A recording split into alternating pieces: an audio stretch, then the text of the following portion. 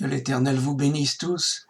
Je suis content de vous retrouver pour une nouvelle étude qui s'appelle « Les clés que l'Éternel garde ».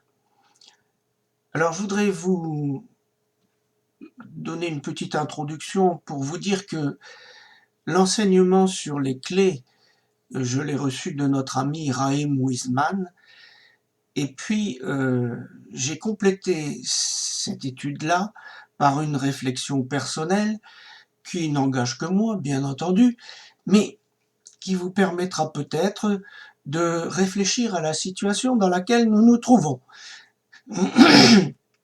Donc, si vous voulez bien, nous allons prier, présenter au Seigneur ce moment pour que ce soit lui qui nous dirige. Seigneur notre Dieu, Père éternel, nous te bénissons parce que c'est toi le maître du monde et il n'y en a pas d'autre. Aussi, Seigneur, je veux honorer ton nom, te bénir et bénir mes frères et sœurs qui sont à l'écoute de cette étude. Que ton saint nom soit béni. Remplis-nous de ta sagesse, remplis-nous de ta paix, Seigneur, et conduis-nous dans le bon chemin de la vie. Que ton saint nom soit béni dans les cieux et sur la terre. Merci pour tout, Père. Que ton saint nom soit béni. Amen. Alors, vous voyez, nous vivons un temps de sécheresse, de canicule, je ne sais pas, enfin nous dans le nord de la France, nous avons eu à peu près, grosso modo, 3-4 mois de sécheresse, et la canicule qui s'est abattue sur nos régions, elle devrait nous aider à réfléchir. Parce que vous voyez développer dans le monde beaucoup d'inquiétudes quant à l'avenir. Il y a des pandémies, il y a des famines qui s'annoncent, il y a une guerre en cours, et plusieurs d'ailleurs, il y a des menaces de guerre, il y a l'inflation qui est repartie, il n'est pas impossible qu'il y ait des révoltes sociales, vous savez, avec tout ce qui pourrait se produire. Bref, certains nous disent que tout ça est calculé et préparé par les puissants de ce monde pour arriver à un autre monde qu'ils auraient préparé de toutes pièces, etc. Écoutez, j'aimerais vous dire une chose. Personne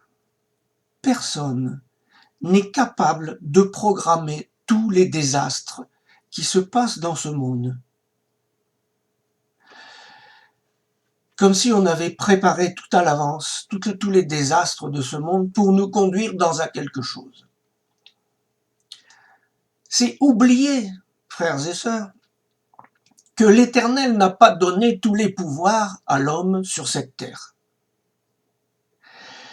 Bien entendu, l'Éternel a demandé à l'homme de gérer la nature.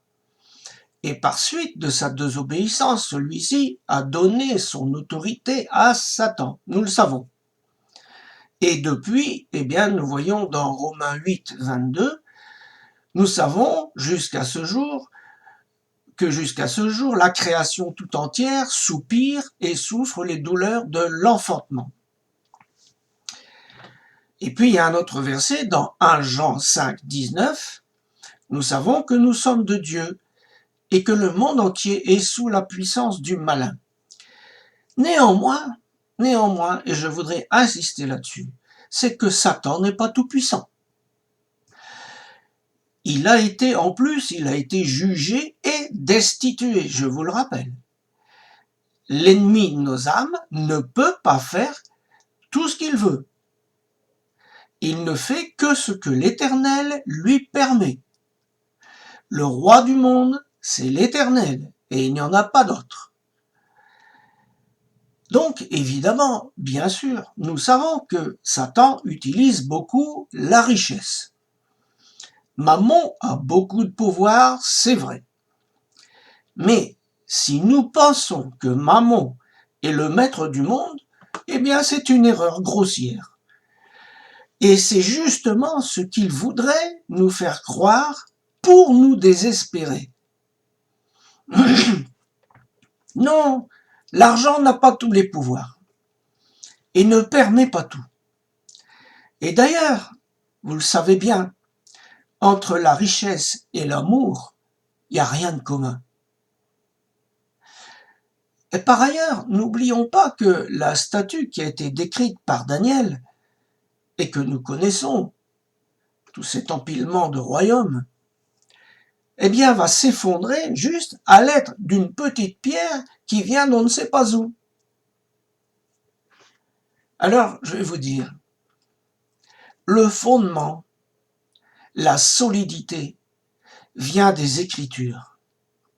Et la Bible est très réconfortante parce qu'elle prend le contre-pied des informations désespérantes qu'on nous distille jour après jour.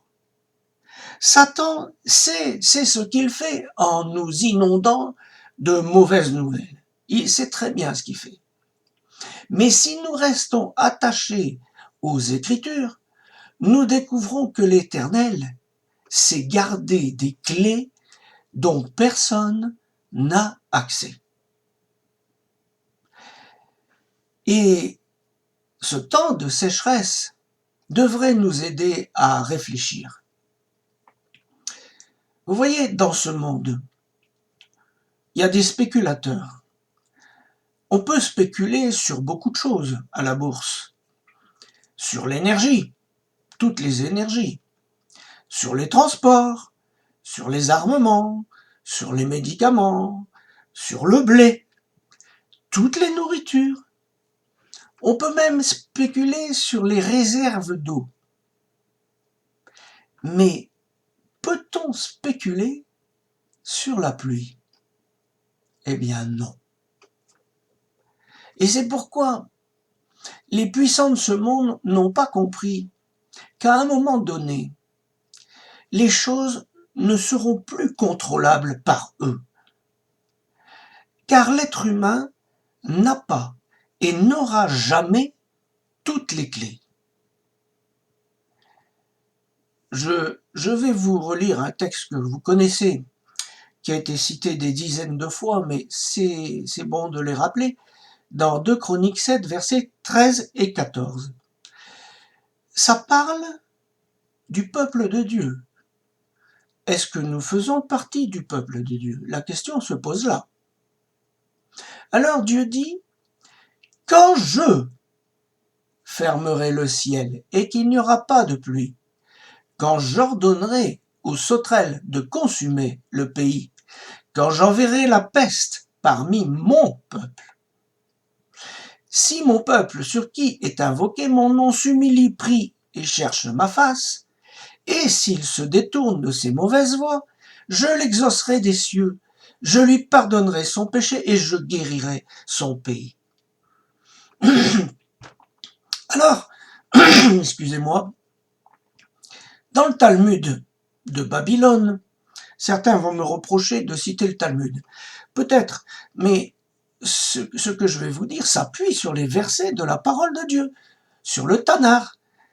Dans le Talmud de Babylone, traité tanaïte 2 A et B, on trouve un enseignement de Rabbi Yohanan qui a vécu au 1er siècle.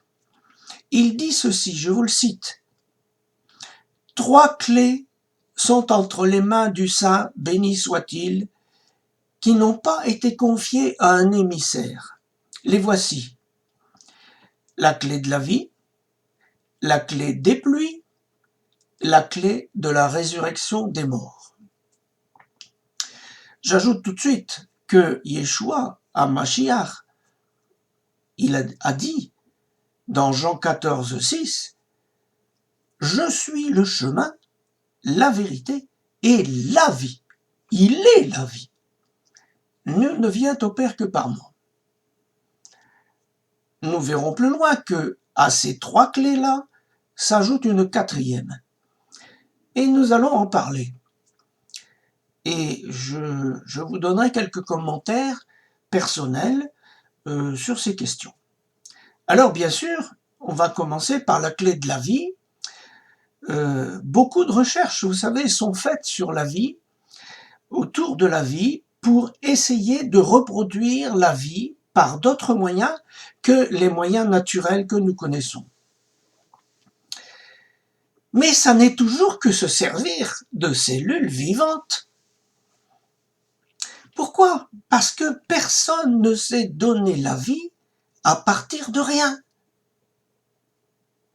Sauf l'Éternel, qui est lui-même la vie et qui donne la vie.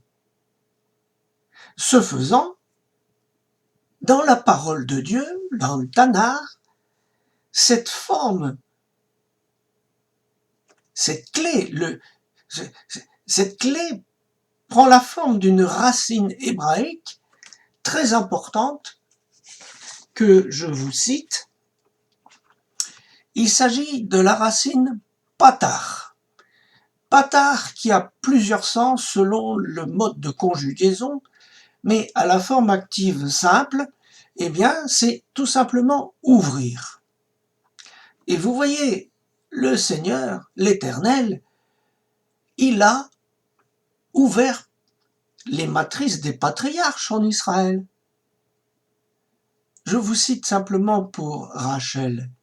Elohim se souvient de Rachel.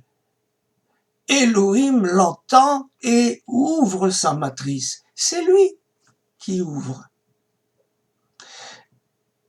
À la forme passive, cette racine dit être ouvert, être détaché, et au piel, une forme très active, alors elle prend le sens de libérer, affranchir, graver. Vous voyez, l'Éternel a gardé pour lui la clé pour ouvrir ou fermer certaines choses. Il les a gardées. Et je voudrais vous rappeler quelques versets. Dans l'Apocalypse, chapitre 3, versets 7 et 8, on lit « Et c'est Yeshua qui parle, écrit à l'ange de Philadelphie, la bonne église. Voici ce que dit le Saint, le véritable. Celui qui a la clé de David, celui qui ouvre et personne ne fermera, celui qui ferme et personne n'ouvrira. Je connais tes œuvres. Voici parce que tu as eu peu de puissance, et que tu as gardé ma parole, et que tu n'as pas renié mon nom. J'ai mis devant toi une porte ouverte que personne ne peut fermer. Il a gardé des clés que personne ne peut utiliser. Et vous voyez, ces clés de David, on en parle déjà dans le Tanakh, dans Ésaïe au chapitre 22, versets 20 à 22. Il y avait un gouverneur du temps d'Ézéchias qui était un mauvais gouverneur et Dieu l'a mis de côté. Et il l'a remplacé par Eliakim. Et il lui dit, en ce jour-là, j'appellerai mon serviteur Eliakim, qui veut dire Dieu établi, fils de Hilkiah, ma part est l'Éternel, je le revêtirai de ta tunique, donc la tunique de l'ancien gouverneur, je le ceindrai de ta ceinture, je mettrai ton pouvoir entre ses mains, il sera un père pour les habitants de Jérusalem et pour la maison de Juda. Et je mettrai sur son épaule la clé de la maison de David. Quand il ouvrira, nul ne fermera. Quand il fermera, nul n'ouvrira. Yeshua Mashiach est le saint, le véritable. Il est Dieu. Et d'ailleurs, dans l'Apocalypse, au chapitre 1, versets 17 à 18, on peut lire « Je suis le premier et le dernier, et le vivant. J'étais mort et voici, je suis vivant au siècle des siècles. Je tiens les clés de la mort et du séjour des morts. » Posséder les clés de la vie et de la mort est un attribut divin qu'aucun être humain ne peut avoir. Celui qui a la clé de David, c'est Yeshua Mashiach, il est le roi de tout Israël, Personne n'a l'autorité dont il dispose. Les grands de ce monde vont se heurter à lui. Et les puissances seront jugées en fonction du comportement qu'elles auront eu en fonction vis-à-vis d'Israël. C'est normal. Nous oublions trop souvent que Yeshua est le Mashiach d'Israël. Il dispose des clés du Père. Je vous rappelle que dans Matthieu 25, il est dit, au verset 31 et suivant, « Lorsque le Fils de l'homme viendra dans sa gloire avec tous ses anges, il s'assiera sur le trône de sa gloire, toutes les nations seront assemblées devant lui, il séparera les uns d'avec les autres, comme le berger sépare les brebis d'avec les boucs. Il mettra les brebis à sa droite et les boucs à sa gauche. Alors le roi dira à ceux qui sont à sa droite, « Venez, vous qui êtes bénis de mon Père, prenez possession du royaume qui vous a été préparé dès la fondation du monde. » Il est le Tout-Puissant. Alors, je vais maintenant vous parler de la clé des pluies. Dans Deutéronome 28, au verset 12, Dieu fait une promesse au peuple d'Israël. Il dit « Et l'Éternel ouvrira, patar, la racine, pour toi, son bienfaisant trésor, le ciel, pour dispenser à ton sol des pluies opportunes et faire prospérer tout le labeur de ta main. Et tu pourras prêter à maintes nations, mais tu n'emprunteras pas. » Vous vous rendez compte? Il y a un trésor dans le ciel. Et nous retrouvons cette racine « ouvrir ». C'est la clé de la pluie du ciel. Avez-vous remarqué dans le Tanakh que tant qu'il n'y avait pas d'homme sur la terre, il n'y avait pas non plus de pluie? Je vous lis dans Genèse 2, versets 4 et 5. « Voici les origines des cieux et de la terre.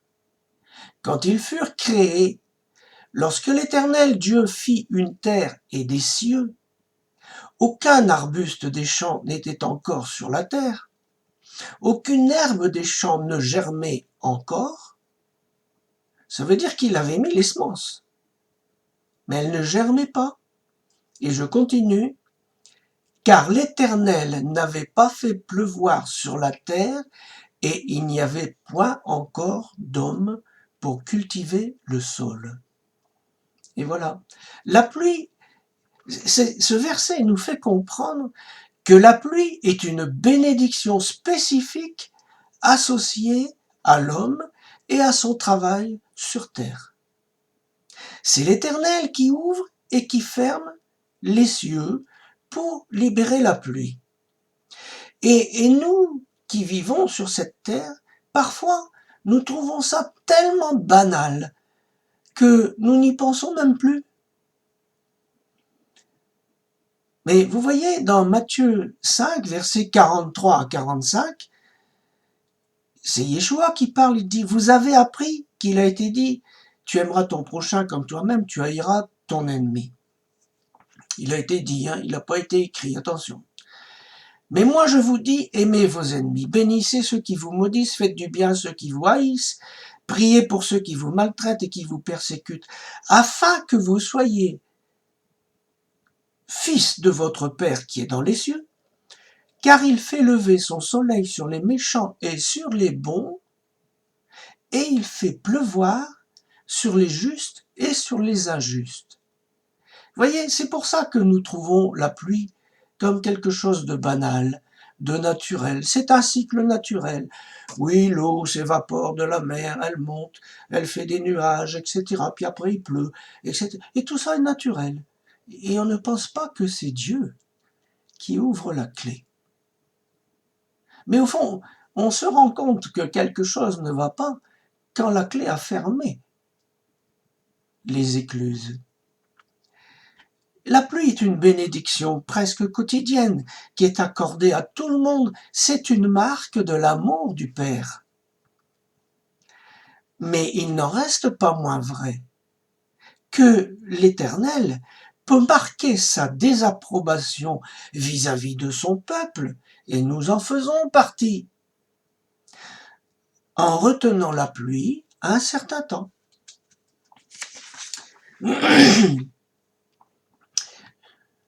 Le plus remarquable, peut-être dans le Tanakh, c'est l'histoire d'Élie.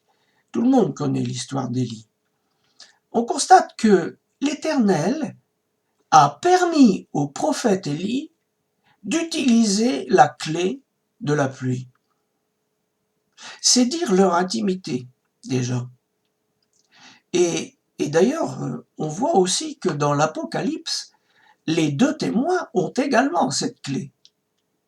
Dans l'Apocalypse, au chapitre 16, les deux témoins, je vous lis, ça va entre versets 3 à 6, « Je donnerai à mes deux témoins le pouvoir de prophétiser, etc., etc. » Et au verset 6, « Ils ont le pouvoir de fermer le ciel afin qu'il ne tombe pas de pluie pendant les jours de leur prophétie. »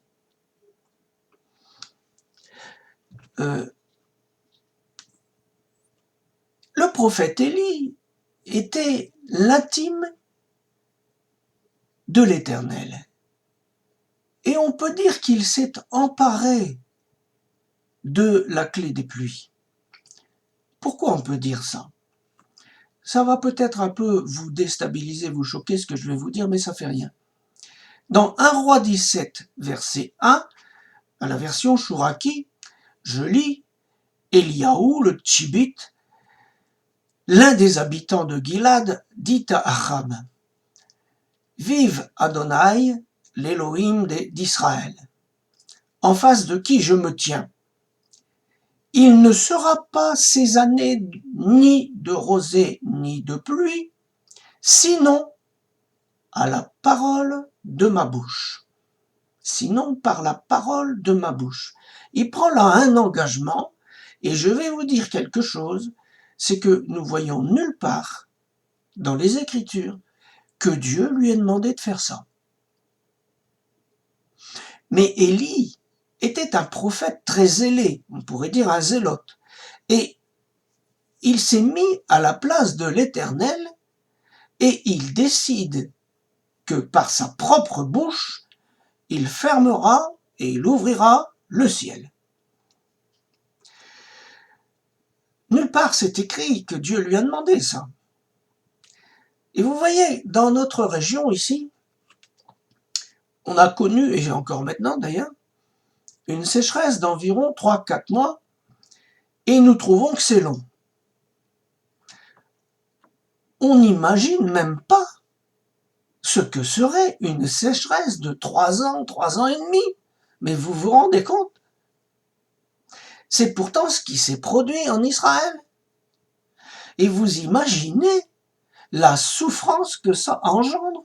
Mais il n'y a plus rien qui pousse. Il n'y a plus d'eau dans les puits. Les enfants, vous y pensez aux enfants? Et les animaux? Alors certains vont dire, oui, mais c'était de leur faute parce qu'ils s'étaient détournés du vrai Dieu. Eh bien, et regardez ce qui s'est produit. L'Éternel n'est pas content du tout. Pourquoi il n'est pas content? Parce que ça dure trop longtemps. Et il va reprendre à Élie la clé de la pluie. Je vous rappelle qu'Élie a dit, il n'y aura pas de pluie sinon à ma parole. Et là, tout d'un coup, dans 1 Roi 18, 1, je lis dans la version Chouraki, et c'est des jours multiples, ça veut dire il y en a beaucoup des jours secs. La parole d'Adonai est à Eliaou. Donc Dieu lui parle. La 3e année pour dire « Va, apparaît à Akab, je donne l'averse sur les faces de la glèbe. » C'est pas Élie qui décide, c'est Dieu. Et vous observerez que ça n'est pas la parole d'Élie qui rend la pluie, comme il l'avait déclaré, mais bien celle de l'Éternel qui le dit, maintenant tu vas retourner là-bas, je rends la pluie. Pourquoi? Parce que trop c'est trop. Dieu ne veut pas la mort du pécheur.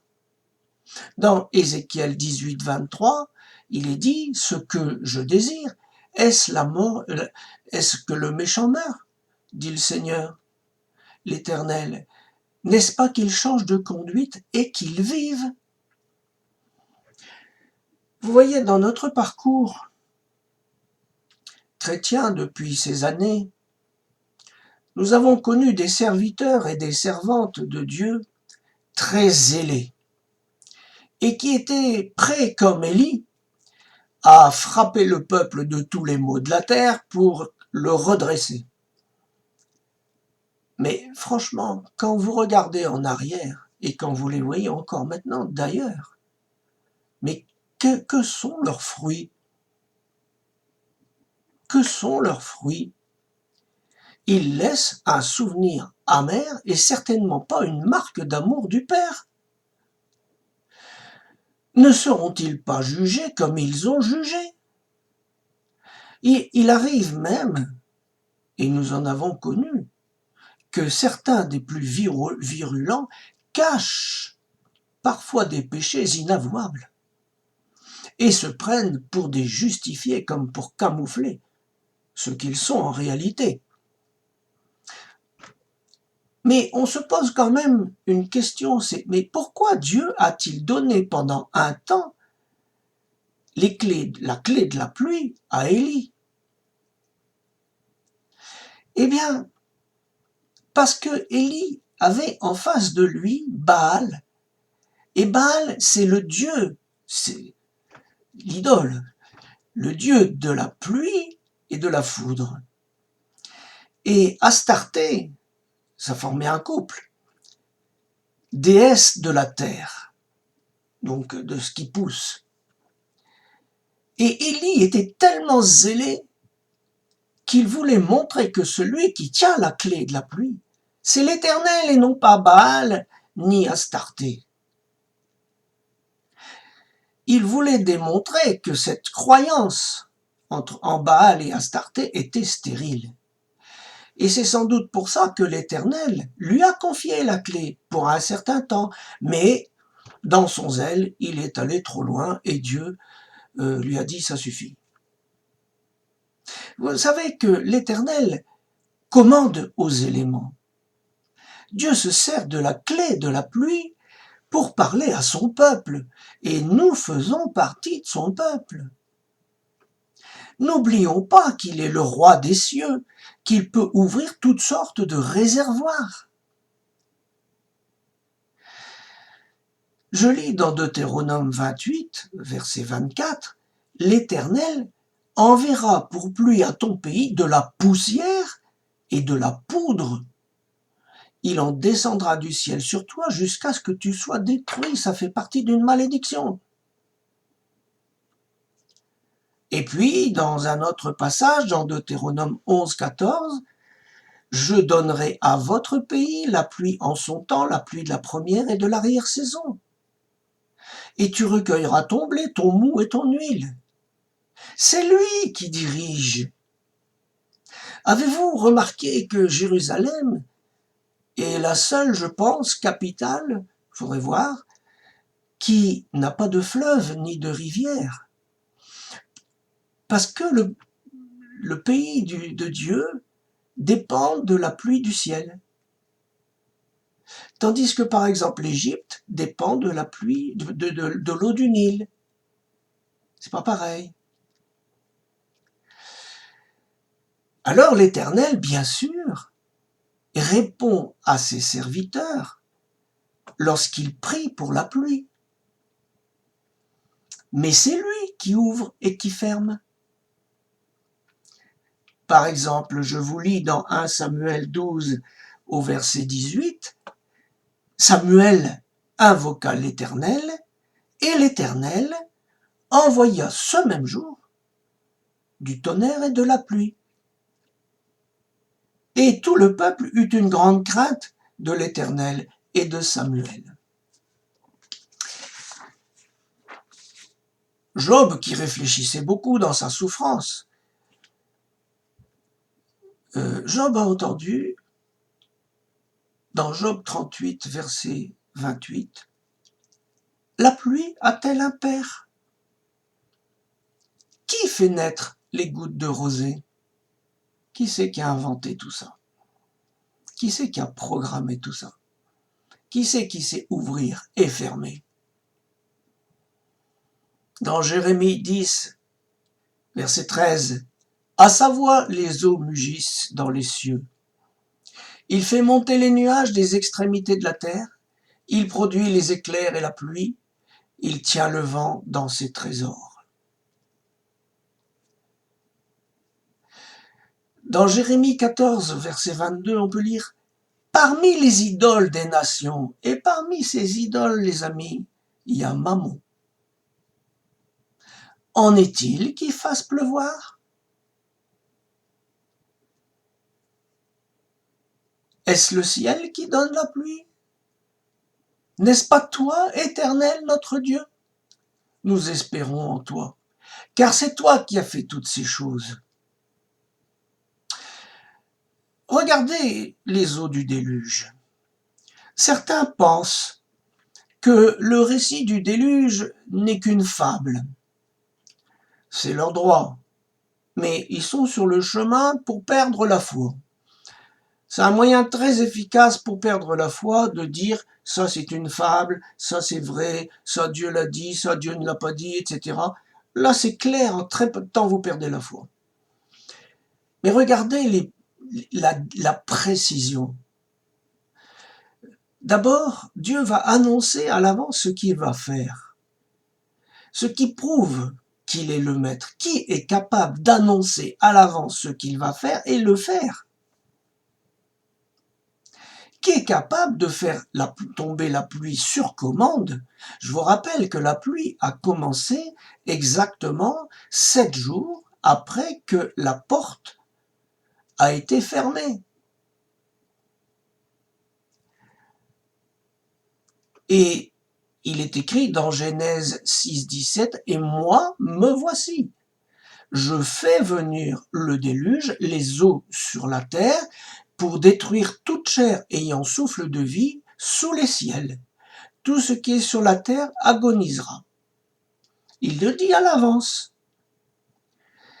Et on lit dans Genèse 7, versets 10 à 12, « Dans les années des 600 ans de la vie de Noach, à la 2e lunaison, au 17e jour de la lunaison, en ce même jour, toutes les sources de l'abîme multiples se sont fendues, les vannes des ciels se sont ouvertes, et c'est la pluie sur la terre 40 jours et 40 nuits. Mais vous vous rendez compte de la précision? Il y a eu la pluie du ciel, il y a eu les eaux du dessous qui sont montées. Et tout le même jour. Exactement pendant 40 jours. Et 40 jours, c'est pas rien. Je ne veux pas rentrer dans le détail du sens de 40, mais 40, c'est le temps pour passer d'un état à un autre.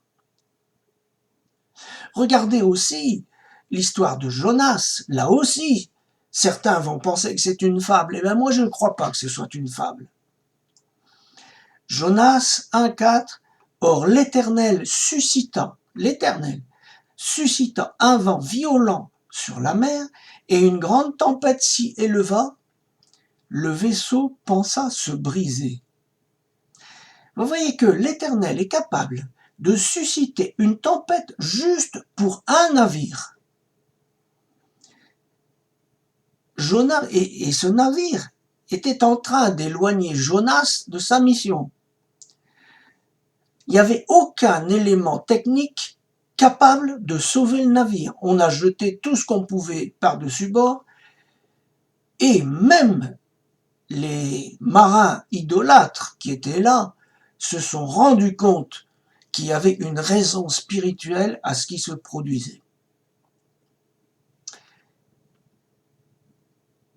Alors, frères et sœurs, quand il se produit des événements extraordinaires, et nous voyons depuis plusieurs années que la sécheresse augmente, que les feux de forêt augmentent, certains vont dire « Oh, bah c'est parce que on consomme trop de gasoil, etc. » Tout ça, c'est bien gentil.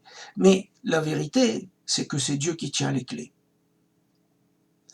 Mais c'est à nous, frères et sœurs, de comprendre qu'est-ce que Dieu veut nous dire. À nous de trouver les raisons spirituelles qui sont en dessous de tout ça, parce que nous sommes de la famille de Dieu, et Dieu parle par ces événements.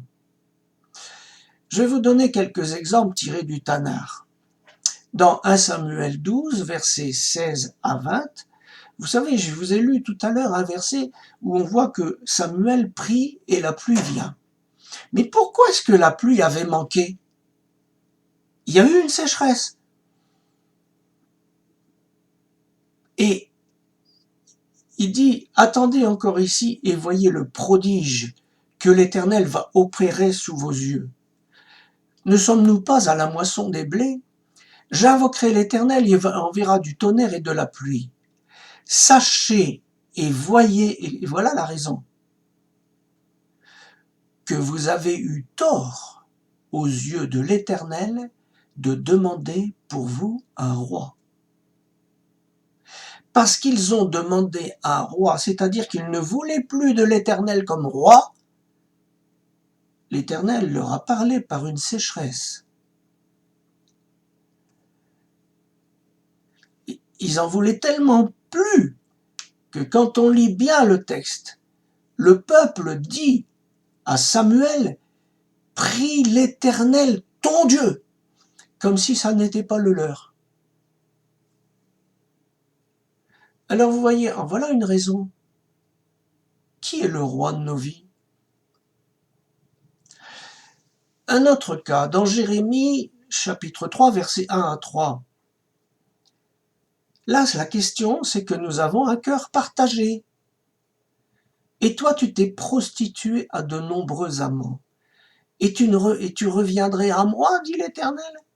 Lève les yeux vers les hauteurs et regarde.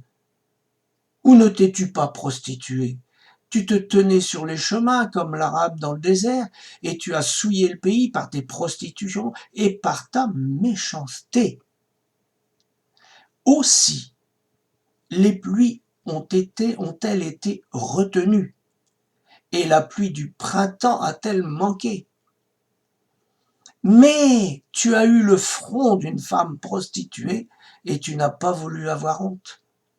La méchanceté, le cœur partagé, sans honte. Et la pluie est retenue. Encore un autre cas dans Amos 4, versets 4 à 7. Dieu dit, allez à Bethel et péchez.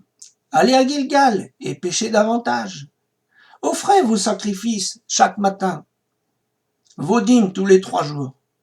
Faites vos sacrifices d'action de grâce avec du levain. Proclamez, publiez vos offrandes volontaires. C'est là ce que vous aimez, enfants d'Israël.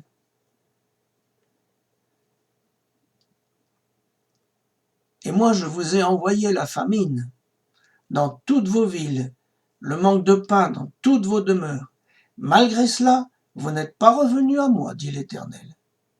Et moi, je vous ai refusé la pluie.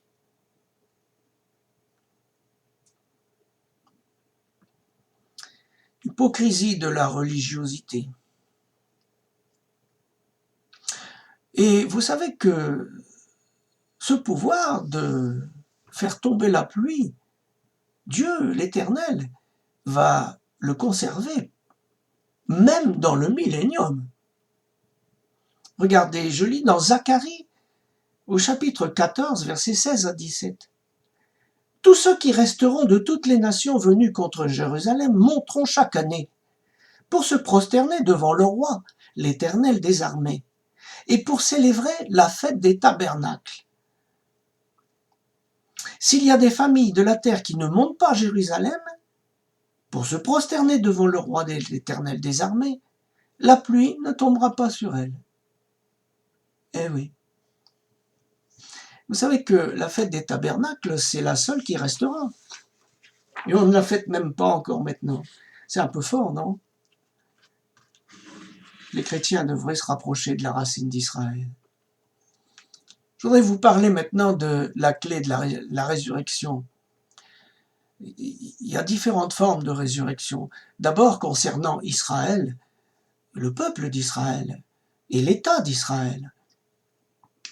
Dans le Tanakh, dans Ézéchiel 37, vous vous rappelez, la prophétie des ossements, au verset 13, eh bien, je vous lis. « Et vous reconnaîtrez que je suis l'Éternel quand j'aurai ouvert vos tombeaux et quand je vous aurai fait remonter de vos tombeaux, ô mon peuple. »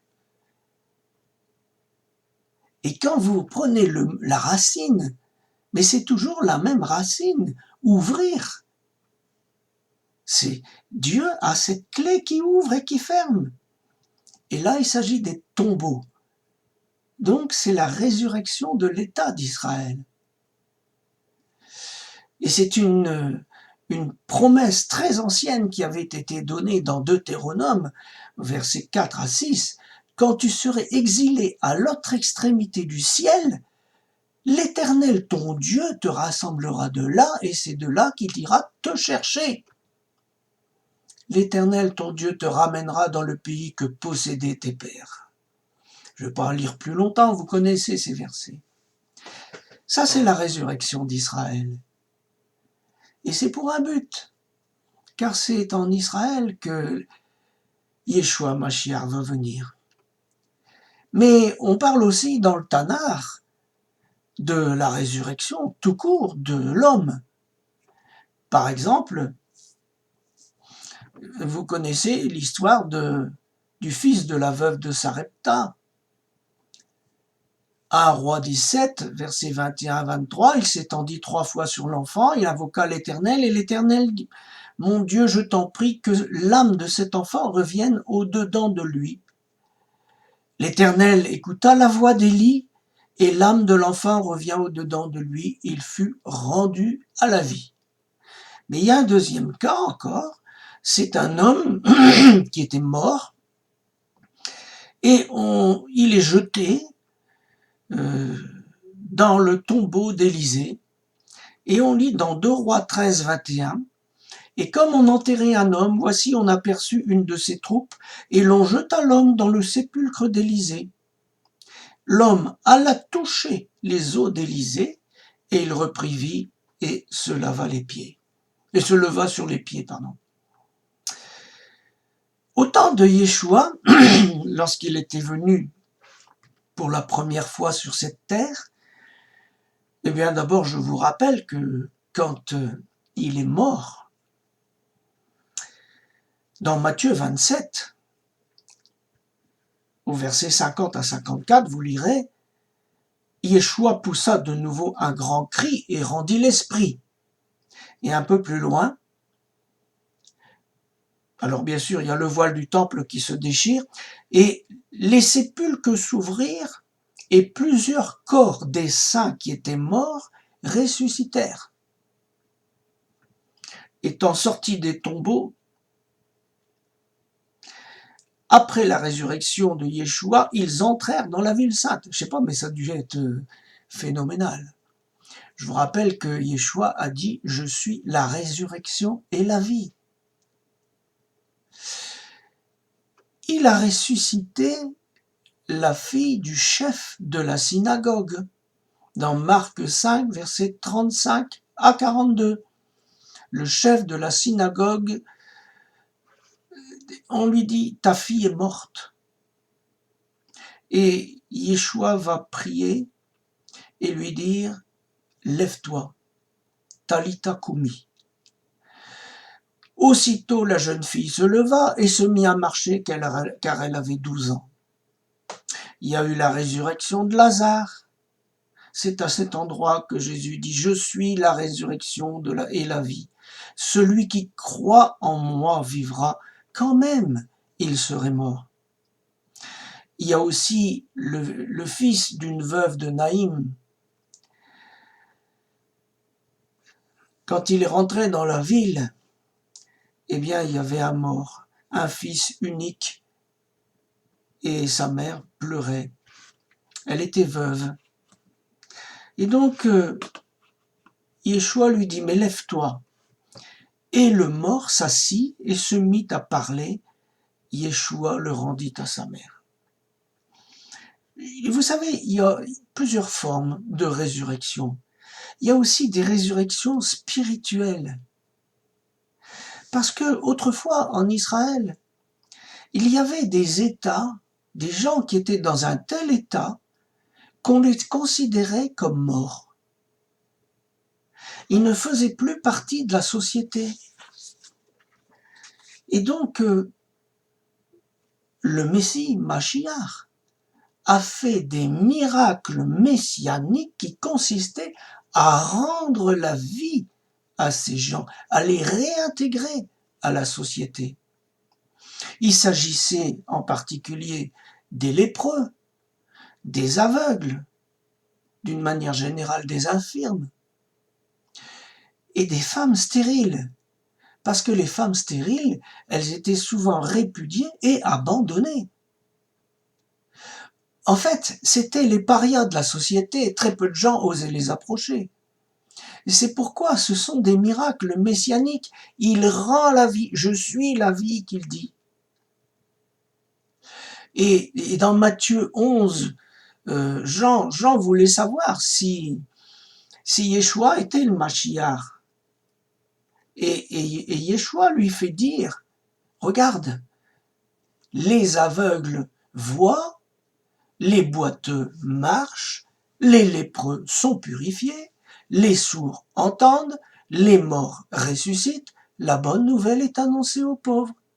Heureux celui pour qui je ne serai pas une occasion de chute. Dieu rend la vie. C'est la clé de la résurrection. C'est aussi une résurrection sociale, spirituelle. Et tout ça était annoncé dans Ésaïe 35, on peut lire versets 4 et 5, « Dites à ceux qui ont le cœur troublé, prenez courage. Ne craignez pas. » Écoutez, ce verset, c'est fort. « Voici votre Dieu.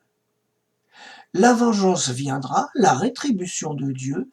Il viendra lui-même et vous sauvera. » Lui-même, Yeshua Mashiach, c'est Dieu. Alors s'ouvriront les yeux des aveugles, s'ouvriront les oreilles des sourds. Alors le boiteux sautera comme un cerf et la langue du muet éclatera de joie, etc. Car des eaux jailliront dans le désert. Les eaux, la clé de la pluie, la clé de l'eau. Le Seigneur, Yeshua Mashiach, apporte avec lui la clé de la résurrection, la clé de la vie. Je voudrais maintenant vous parler de la quatrième clé, mais très brièvement, parce que je voudrais continuer la réflexion. La quatrième clé de la vie, c'est tout simplement la main du Père qui s'ouvre pour donner la bénédiction à son peuple. Dans le psaume 145, au verset 16, on peut lire « Tu ouvres la main et rassasies avec bienveillance tout être vivant. » C'est la grâce de Dieu. C'est la bonté du Père. Le chesed, c'est la quatrième clé qui découle évidemment, bien sûr, de la clé de la pluie, parce que pour rassasier, il faut la pluie. Mais vous savez que Dieu est capable, et rappelez-vous de la manne, Dieu est capable d'ouvrir sa main et de mettre ce qu'il faut à manger quand il n'y a rien. Bien sûr. Alors, maintenant, je voudrais rentrer dans une réflexion avec vous. Parce que quand même, Dieu nous parle en ce moment. Et il nous parle de différentes manières. Il y a eu le Covid, il y a eu la guerre en Ukraine, il y a cette sécheresse actuellement, et c'est pas fini. C'est pas fini.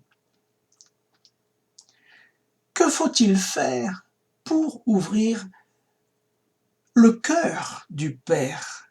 Parce que je ne sais pas si vous avez des enfants, mais quand un enfant vient vers vous et dit Papa, je veux ça. Qu'est-ce que vous faites? Vous lui donnez?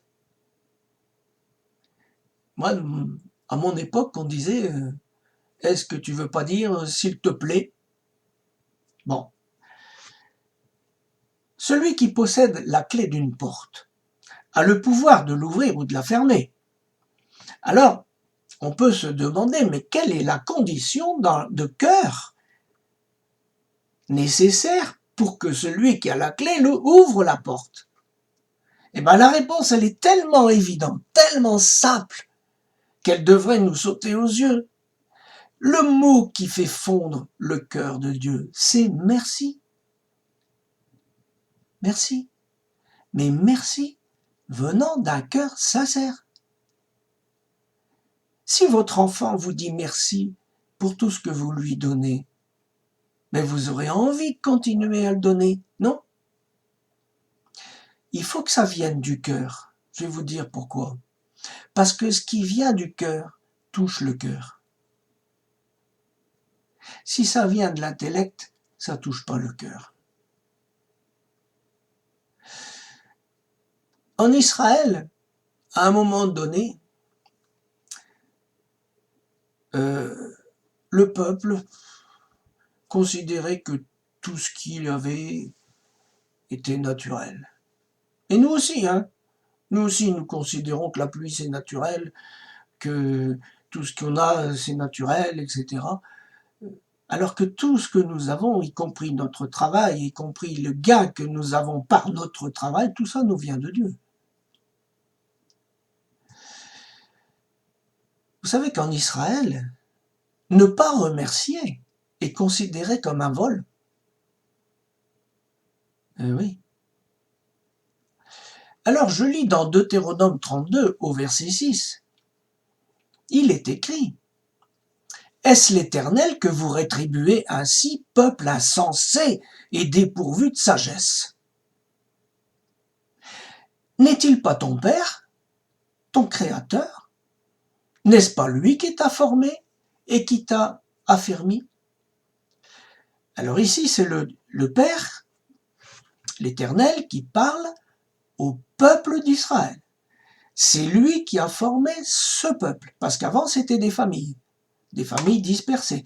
Mais Dieu les a rassemblés sous la conduite de Moïse, et c'est lui le Père de la nation. Alors il dit, ne suis-je pas ton Père, ton Créateur?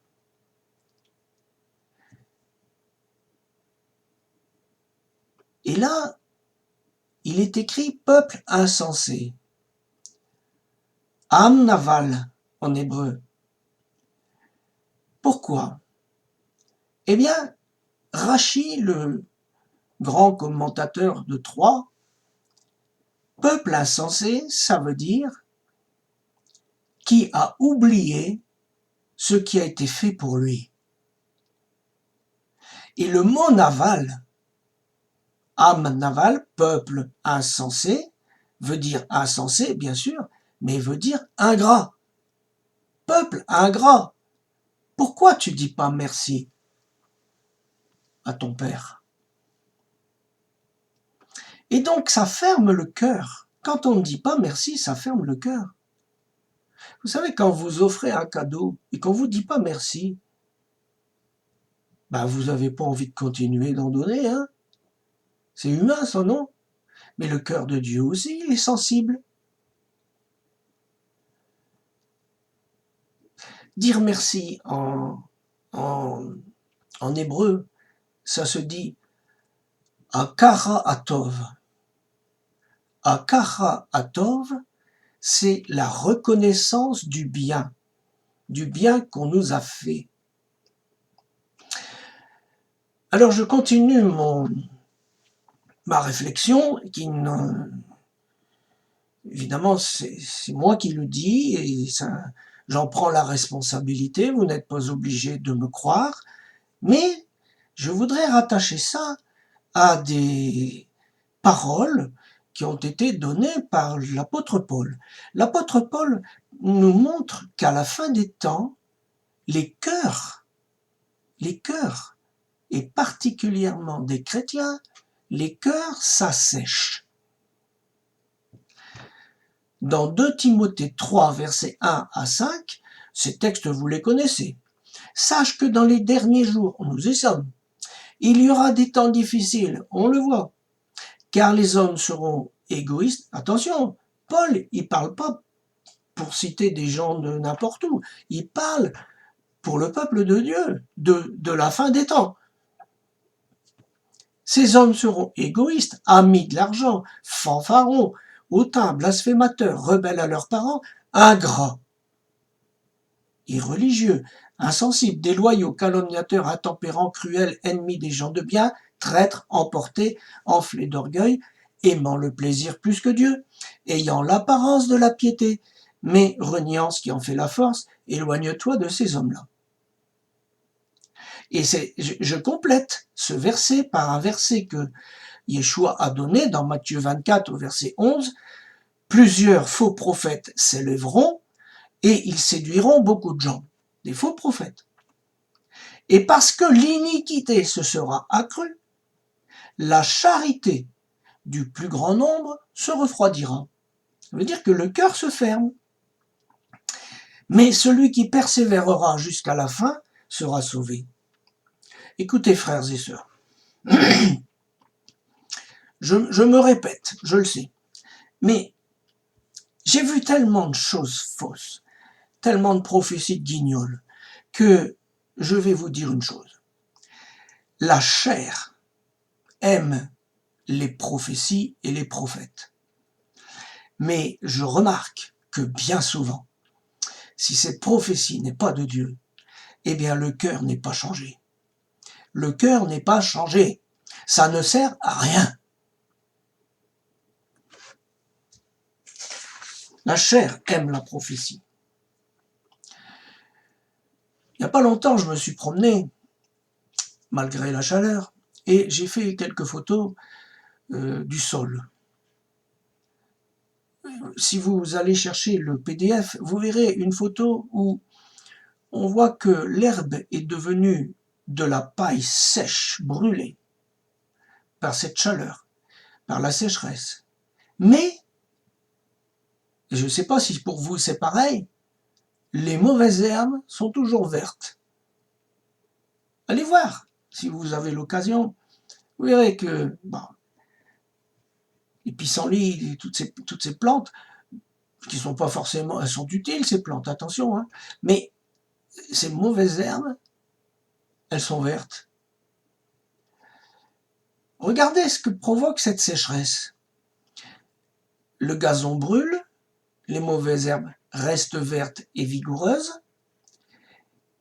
Et j'ai réfléchi à cette question parce que je me suis dit, mince alors, c'est vraiment bizarre ce que Dieu fait.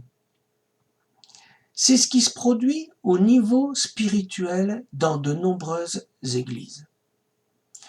En Occident, je parle de ce que je connais, nous sommes dans un temps de sécheresse spirituelle exactement comme Paul l'avait annoncé.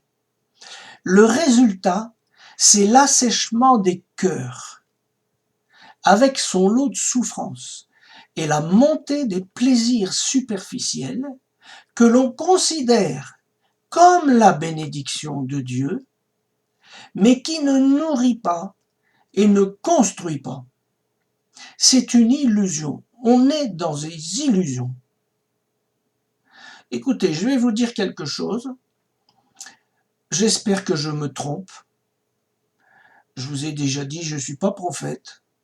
J'espère que je me trompe. Mais je vous donne mon opinion. Dans ce temps de sécheresse spirituelle qui a commencé depuis longtemps, nous pourrions, et j'ai vu, voir éclore les fruits des baptisés non convertis. c'est-à-dire qu'ils sont membres de l'Église, mais en réalité ils ne sont pas convertis parce qu'on les a baptisés trop vite. Et ils vont faire beaucoup de mal à la maison de Dieu et à leur famille.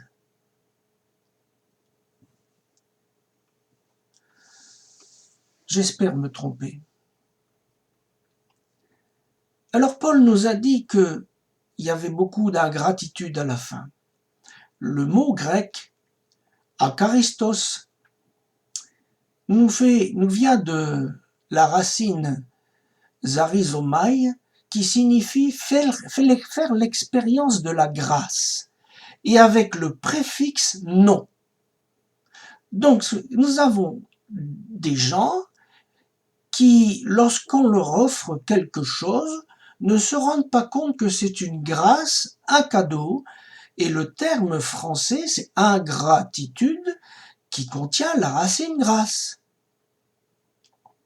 Donc, une personne qui ne comprend pas que ce qu'elle reçoit est une grâce, comme la pluie par exemple, s'imagine que c'est normal qu'on lui donne. Par conséquent, il n'y a aucune reconnaissance à attendre d'elle, aucun remerciement, parce qu'à la limite, elle a reçu un dû. C'est ça l'ingratitude. Il n'empêche que dans une église, on peut très bien se réunir, se retrouver dans une sorte de joie, comme les membres d'un club qui se rassemblent pour une petite fête. Mais attention les amis, le Rav Ben Chetri dit une parole très vraie, c'est que le superficiel, même beaucoup de superficiels qui font plaisir, ne comblent pas le manque d'essentiel.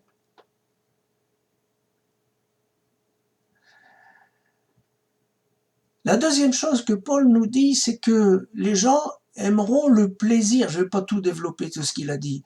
Ils aiment le plaisir plus que Dieu. En grec, philodonos.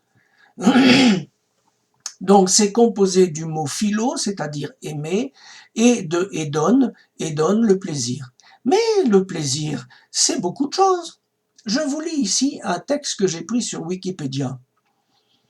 Les penseurs hédonistes ont orienté leur vie en fonction de leurs dispositions propres, mais on retrouve des thèmes communs. L'amitié, très chère à Épicure, la tendresse, la sexualité, les plaisirs de la table, la conversation, une vie constituée dans la recherche constante des plaisirs, un corps en bonne santé.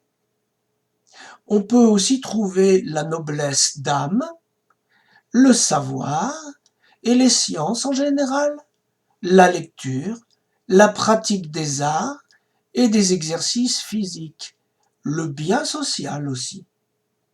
Donc vous voyez que le mot plaisir recouvre une multitude d'aspects qui, au fond, n'ont qu'un seul objectif: satisfaire l'âme et la chair. Et Dieu n'est pas contre le plaisir. Bien sûr que non. Ce qu'il ne veut pas, c'est que ce plaisir passe avant lui. Paul continue et il dit des gens ayant l'apparence de la piété. Alors là, en grec, ça se dit morphosis. Le thème morpho, c'est le sens de forme, de contour, un peu comme un récipient, si vous voulez, ou un dessin. Donc on a des personnes qui ont une forme de piété et de connaissance de la parole de Dieu, mais c'est une forme qui est vide, qui est creuse. Alors, dans Romains 2, versets 17 à 24, je lis pas tout, si toi tu portes le nom de juif ou de chrétien, et que tu te reposes entièrement sur la loi, ou la grâce, et que tu te glorifies en Dieu et que tu connaisses la volonté et que tu saches discerner les choses excellentes. Je lis un peu plus loin. Tu crois que tu es conducteur d'aveugles, lumière de ceux qui sont dans les ténèbres, instructeur des hommes dépourvus d'intelligence, maître des petits enfants, ayant la formule de la connaissance et de la vérité dans la loi. Et là, Paul ajoute plus loin, toi donc qui enseignes aux autres, ne t'enseignes-tu pas toi-même? Toi qui prêches qu'on ne doit pas dérober, dérobes-tu? Toi qui dis qu'on ne doit pas commettre adultère, commets-tu adultère? Toi qui as en abomination les idoles, commets-tu des sacrilèges? Toi qui te glorifies en la loi, déshonores-tu Dieu par la transgression de la loi? Car le nom de Dieu est blasphémé à cause de vous parmi les nations. Nous voyons dans ce texte que certaines personnes ont étudié les Écritures, les connaissent, savent les enseigner, ils ont la pédagogie, ils sont aptes. J'en ai vu qui savent faire du théâtre lorsqu'ils enseignent. C'est incroyable. Alors tout le monde clap, clap, clap, tout le monde est heureux. C'est formidable. Mais comme leur vie ne correspond pas à leur enseignement, ces personnes ont une forme de piété, comme un croquis, comme une poche. C'est une forme de connaissance, mais au fond, il n'y a rien dedans. Ce terme, Eusébéia, est utilisé 15 fois pour parler de la piété. Il est composé de E, qui signifie bien, et Sebonai, qui signifie tenir quelqu'un en haute estime, lui montrer de la crainte et du respect. Ça veut dire que les gens qui ont la forme de piété, sont capables d'être estimés. On les tient en haute estime parce qu'ils parlent bien, parce qu'ils savent faire du théâtre sur la scène. Mais il faut regarder leur vie pour voir s'il y a quelque chose à l'intérieur. Et là, quand on découvre, si un jour on découvre l'hypocrisie, alors c'est pour ça que Paul dit le nom de Dieu est blasphémé à cause de vous parmi les nations. Et ces personnes, quand elles sont découvertes, elles écœurent tout le monde. Et Dieu est rejeté. Alors, je vais conclure. Yeshua, dans un verset que j'ai cité plus haut, a dit, Matthieu 24, 11, « Plusieurs faux prophètes s'élèveront et ils séduiront beaucoup de gens. » Nous sommes dans cette période. Et de nombreux faux prophètes annoncent toutes sortes d'événements qui ne se produisent pas. La société se dégrade à une vitesse incroyable. Ça, c'est pas difficile à voir. Des problèmes, nous vivons des problèmes de plus en plus complexes qui s'accumulent et nous vivons comme... C'est régulier, mais ça fait quand même près de 75 ans maintenant que nous n'avons pas vécu de guerre chez nous. Et ici, il y a comme un trouble. Et on a l'impression qu'on vit comme suspendu au-dessus d'un trou. Qu'est-ce qui va se passer? La nature est déstabilisée, elle devient imprévisible. Vous pouvez du jour au lendemain avoir votre maison détruite comme ça, par un orage, crac. Alors on cherche des raisons techniques. On essaye de changer de mode de vie. On essaye d'être moins polluant, plus économe, plus écologiste. Vous savez que moi, dans mon enfance, on était bien plus écolo que maintenant, hein. On faisait beaucoup plus attention à l'eau et toutes ces choses-là. On sortait de la guerre et je vous assure qu'à l'époque, on faisait des économies sur tout. Moi, j'ai appris dans mon enfance à ramasser des clous par terre, des épingles, des choses comme ça. Maintenant, nous vivons dans un temps d'abondance et on ne sait même plus dire merci au Père. Alors je dis, mais où est passé le sel de la terre? Où est passé le sel de la terre? Dieu est esprit. Il doit être adoré en esprit. Or, dans la plupart des églises, on en est à se manifester avec l'âme et la chair. En réalité, elles se font plaisir. La louange, c'est devenu un show bien préparé, avec de la fumée tout bazar, et souvent très bruyant, très très bruyant, dont la gloire revient aux hommes. On crée une ambiance proche de celle du monde, et ça stimule les sens, l'âme, le corps. On conduit parfois à un état de transe, ça arrive, à force de rythme et de répéter toujours le même, en boucle. On croit faire plaisir au Père, mais c'est à soi qu'on fait plaisir. Autre chose, vous allez dire que je vois que des choses en noir.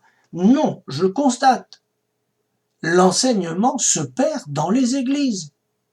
Là, je suis désolé, mais quand vous avez des enseignements qui sont donnés, il y a de moins en moins de gens. Par contre, tout le monde vient pour la louange ou pour je ne sais quel prophète. L'enseignement se perd. La jeunesse n'étudie presque plus les Écritures. Sinon, ce qui les intéresse sur le moment, elle se contente des versets projetés sur un écran, des ressentis du moment. Les ressentis, c'est l'âme, c'est le corps.